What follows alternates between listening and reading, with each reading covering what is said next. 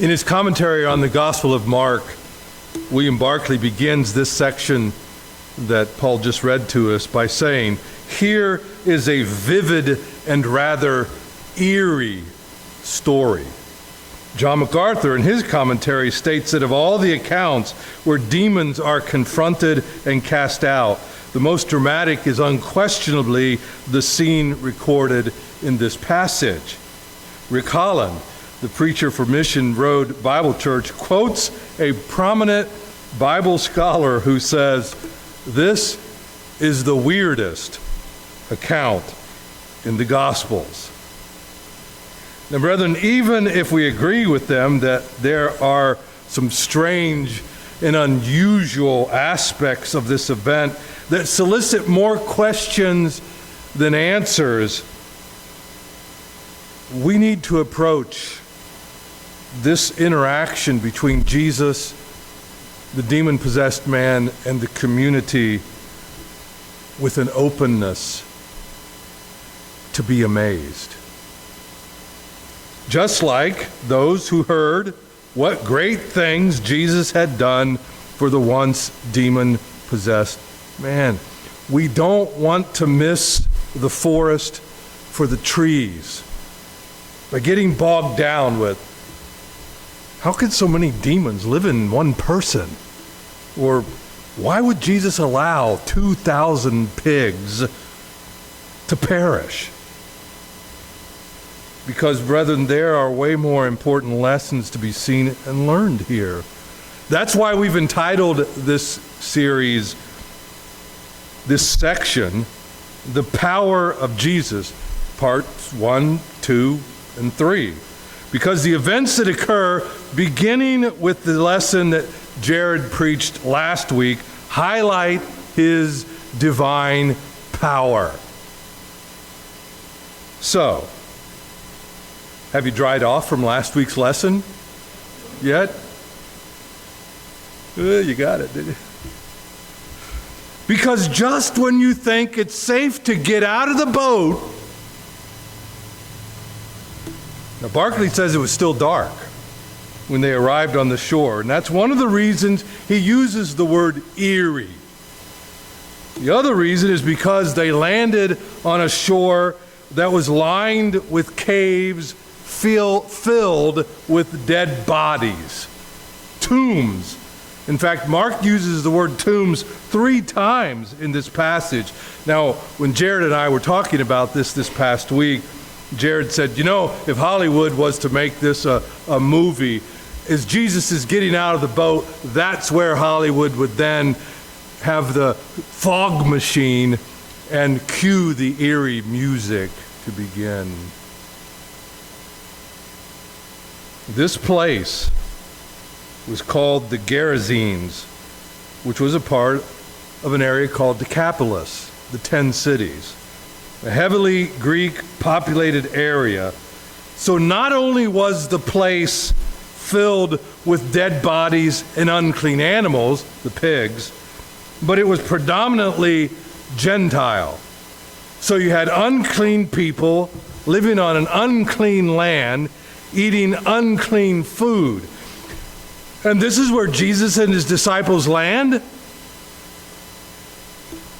Out of all the places they could have disembarked, why this spot? Now, by the way, this is the easiest question for me to answer in this material today, because when we read the rest of the story, the rest of the text, and recall Jesus' statement in Mark chapter 2, verse 14, where he gives this guiding truth for everything he does. He says, it is not those who are healthy who need a physician, but those who are sick. I did not come to call the righteous, but sinners. In fact, brethren, Matthew records that there were 2 sinners who needed the physician, 2 men demon-possessed. But Mark here highlights only the one who dominated the conversation and identified himself as Legion, a man who, verse 3, begins by saying he had his dwelling among the tombs, and no one was able to bind him anymore, even with a chain, because he had often been bound with shackles and chains, and the chains had been torn apart by him, the shackles broken in pieces, and no one was strong enough to subdue him. Constantly, night and day, he was screaming among the tombs and in the mountains, gashing himself with stones. Now, Mark gives us the most vivid account of this. Actually, of the account of the extent of this man's situation. He was supernaturally strong. Chains torn apart, shackles broken in pieces, night and day screaming, self-mutilating, or as the NIV translates it, cutting himself with stones. Was he trying to end himself? Or was this just another cruel way that the evil spirits could torment this man? Either way, brethren, this is a startling picture of human wretchedness and alienation. He's all alone, rejected by society, dominated by evil power. So let's pull over here. Thank you, Matt. The bondage, the raging, the self-mutilating, the terrorizing by this demonic presence is the product of the fall of man. And what we see here, brethren, is the full extent of sin's depravity and darkness, expressing it in demonic possession of unimaginable misery and pain. The text clearly points out that the man is possessed by unclean spirits. In fact, when Jesus asks him for his name, he says, my name. We talked about that too, that, you know, how the demons surely don't speak like we do. My name is Legion, for we are many. Legion. Was that a take, brethren, on the military unit called a Roman legion, which was composed of some 5,000 to 6,000 soldiers? And did they choose to call themselves Legion, to let everyone know that there was a lot of them? Don't mess with us. In fact, twice in the text it says, no one could bind him. No one was strong enough to subdue him until Jesus got out of the boat. Matthew 5, 6, and 7. Seeing Jesus from a distance, he ran up and bowed down before him. And shouting with a loud voice, he says, what business do we have with each other, Jesus, Son of the Most High God? I implore you by God, do not torment me.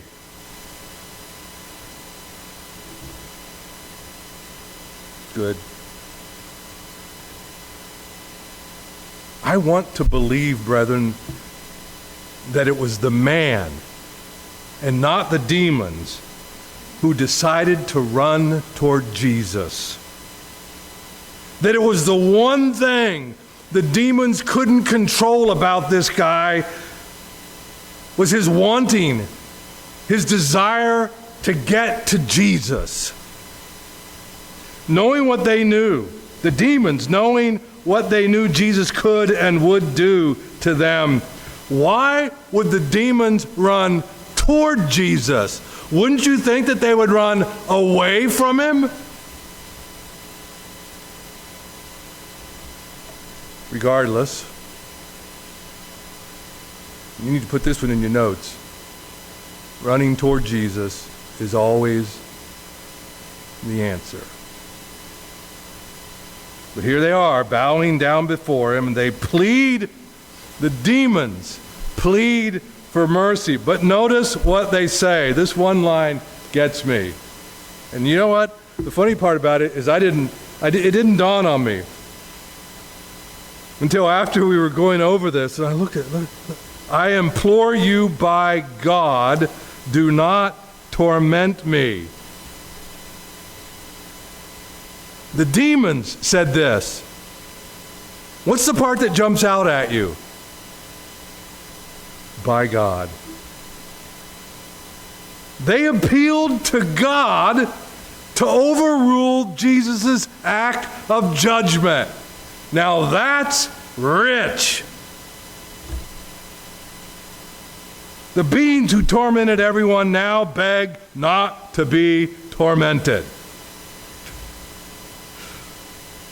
And obviously, brethren, that's because they knew what would happen, what could happen, as revealed by what had already happened to some of their fellow fallen angels, as stated by Jude in Jude 6, where it says, the angels who did not keep their own domain but abandoned their proper abode, he has kept in eternal bonds under darkness for the judgment of the great day. They knew it was coming. So they plead. They plead for mercy. They ask to be sent into the pigs. That's mercy. And Jesus grants their requests. The impure spirits come out of the man, entered a herd of about 2,000 pigs, who rushed down the steep bank into the lake and were drowned. Now, brethren, before you emphasize, Jared, what's the word? No, it's not emphasize. Empathize. Thank you. I knew I was going to have problems with that word. Before you empathize with the pigs, take a breath and get back with me after you give up barbecue. No, seriously. Who killed the pigs? Who destroyed the pigs? It reminds me of Job, brethren, when Satan destroyed his animals, his property, and his family. This is a clear demonstration that the devil and his minions have come to steal, kill, and destroy. What they did to those pigs, they wanted to do to that man. They want to do to us. They want to do to everyone. And we need to remember that this is a spiritual battle, not against flesh and blood, but against the powers, the world forces of darkness, the armies of wickedness, the God of this world, the spirit now working in the sons of disobedience. And the only power strong enough to bind the demons and break their control is Jesus. So let me ask you,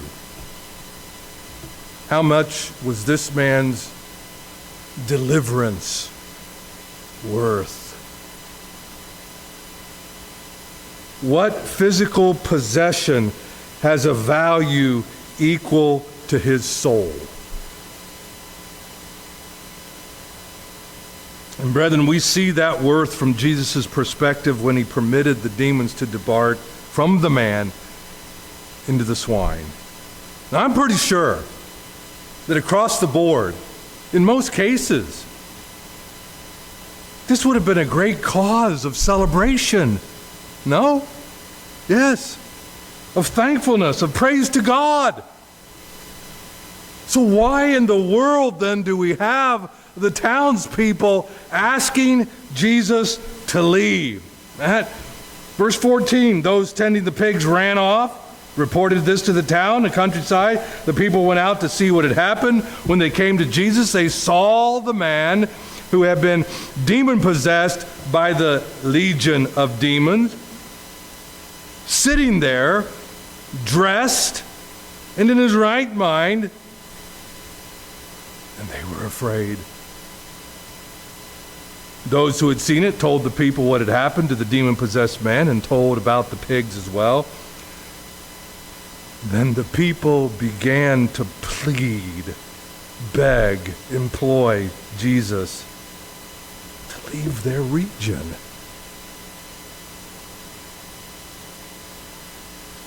Jesus did what no one else could do. He delivered their town from a legion of demons. He restored a man to his right mind. And instead of being amazed by this, instead of asking Jesus to stick around and do it again, they were terrified of him, of them both, of what had happened. Brethren, is this what happens to people who love the darkness more than they love the light? Is this what happens to people who are so hardened by their love of this world, so blinded by their misery and woe, that they would ask the one person who can deliver them to depart? Look, they had no reason to be afraid of the man. He was sitting still as opposed to running around like a wild man. He was wearing clothes, and it's the third thing that's the best part of it all. What is it? He was in his right mind. Sitting still, wearing clothes, and in his right mind. Is that what made them afraid, terrified? Maybe they were terrified at the destruction of the pigs. Their livelihood lost. Maybe they were afraid of the incredible display of divine power, and they wanted, for some strange reason, no part of it. Talk about messed up priorities. Sounds about like the world we live in, doesn't it? Look anywhere else for the answer. Listen to the pundits, brothers and sisters, and all the news programs. And when they finally get around after reporting what has been done, the question is, what can we do about it? And you know what most of them say? I've actually heard them say this: I don't know.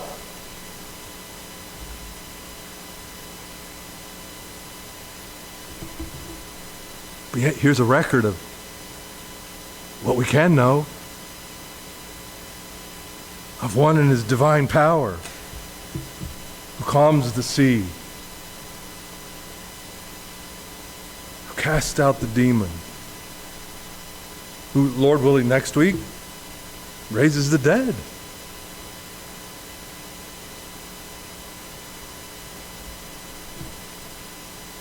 But thankfully,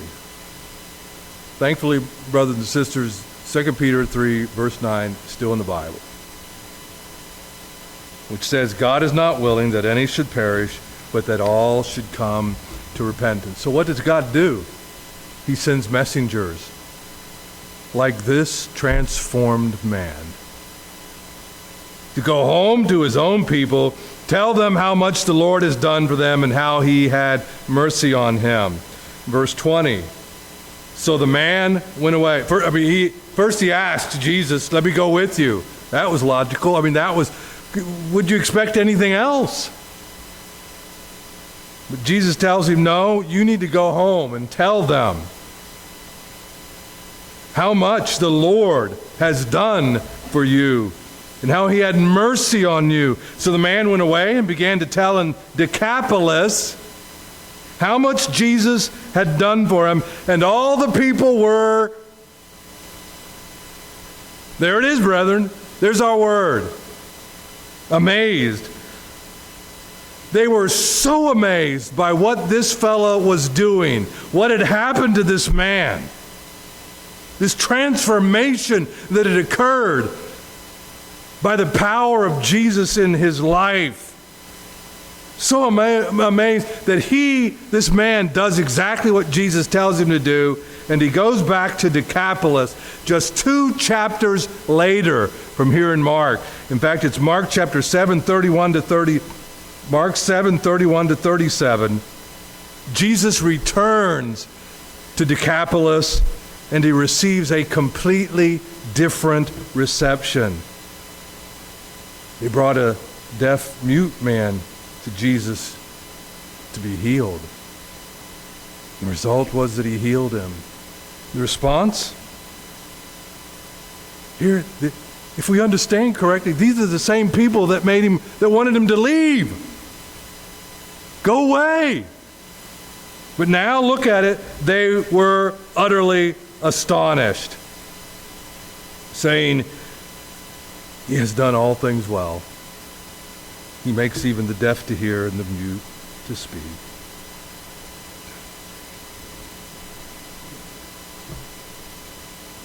You know what? Both groups of people are out there. We have the people that want nothing to do with Jesus, but then there are other people, brothers and sisters, who, when they hear, will want to follow him. They're out there. The harvest is plentiful, Jesus says, but what's few? Laborers. That would be us. I mean, really, that's us. Look around us. You're sitting here, clothed, and because of Jesus, we're in our right minds. The very thing the world needs most.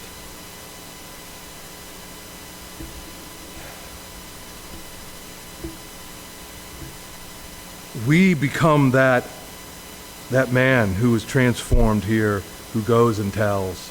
Because you see, brethren, the wonder-working physician who has the wonder-working power is here. The question is, who will speak of him?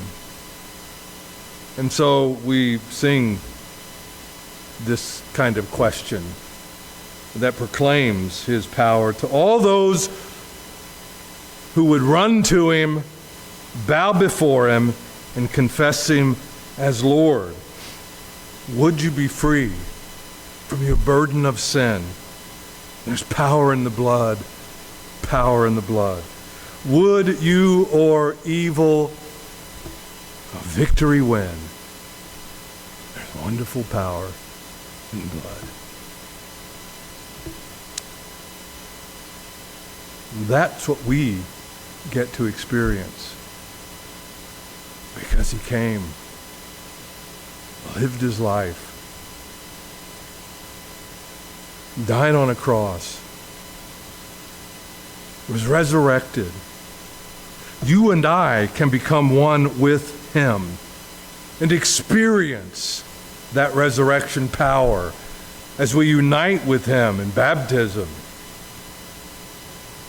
Arise to walk in newness of life. That's the power in the blood.